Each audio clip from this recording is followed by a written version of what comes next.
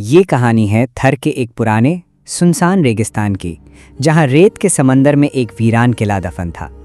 गांव वाले कहते थे वो किला मनहूस है, वहां जो गया लौटा नहीं। फिर एक दिन अचानक रेत का तूफान उठा, आसमान जर्द पड़ गया। रेत के झक्कड़ों ने किले की एक दीवार तोड़ दी, कुछ राज सहराने आज़ाद कर दिए। अगली सुबह नूरा, जो ऊँटों को चरा रही थी, किले के पास से गुजरी। अचानक उसकी नज़र एक सुनहरी दरवाजे पर पड़ी जो दीवार के अंदर चमक रहा था।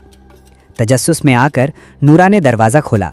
अंदर एक जिन कैद था, कमज़ोर, मगर उसकी आंखों में गुस्सा नहीं बल्कि सदियों का दुख था। जिन बोला, मैं कभी इस रियासत का मुहाफिज था, लेकिन बादशाह के वज़ीर ने मुझे धोखे से कैद कर दिया।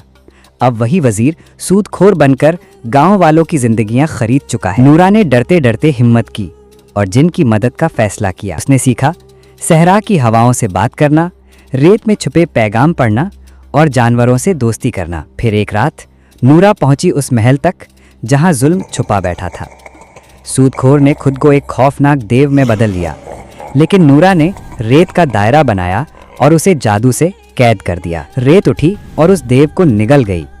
जब सब खत्म हो गया, जिन ने पूछा, तुम एक सादा सी लड़की, ये सब कैसे कर लिया? नूरा मुस्कुराई और सिर्फ इतना कहा, जिसके दिल में सच हो उसके साथ सहरा भी बोलता है।